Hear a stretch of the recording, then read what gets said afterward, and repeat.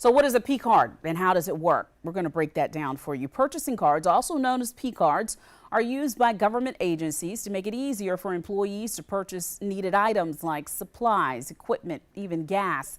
It essentially cuts down on the amount of paperwork that is normally needed for small purchases. The state's comptroller general is supposed to oversee the program throughout the state. But while these cards might be more convenient, they can be easily misused. To try to combat this, the comptroller general has made their so-called P card policy so that the cards cannot be used in certain businesses like liquor stores, tattoo parlors, and even some grocery stores. So if you remember, back in August of this year, a report found that a Richland One employee or some employees use P cards to pay for things like trips to the grocery store and supermarkets and even fast food bills.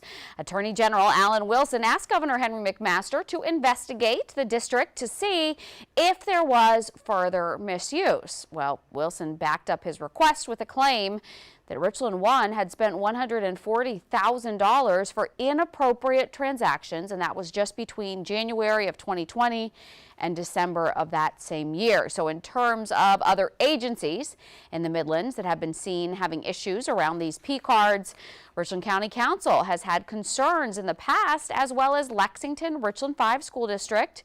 And a legislative audit back in 2012 found numerous agencies across the state misusing these cards, including one person who was a state employee at the time, stealing more than $200,000. That recent indictment of the former Richland School District 1 employee has people asking about purchasing cards again. And so with that in the forefront of so many minds, News 19's Becky Buds took a deeper dive tonight on how these expenses are being monitored.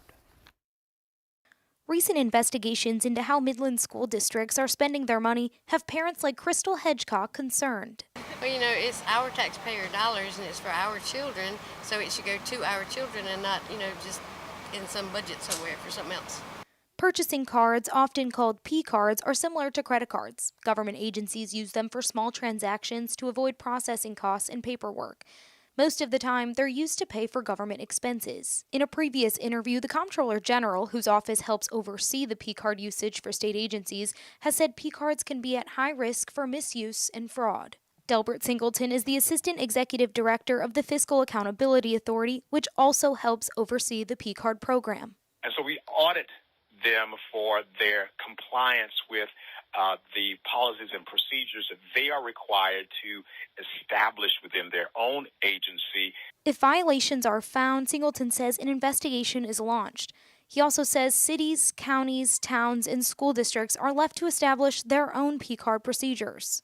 By statute, our authority only applies to, again, state agencies that include colleges, universities, technical colleges. The Fiscal Accountability Authority approves school district procurement codes, which includes P card use. The statewide manual serves as a guide, a roadmap for them to develop their own P card manual for use in a particular school district. Singleton recommends local government and school districts use internal and external auditors to find potential misuse or fraud, but says it's ultimately up to the people in charge to follow the rules. If you don't have proper review going on, that creates, I think, an opportunity for things to not go as they should. In Columbia, Becky Buds, News 19 WLTX.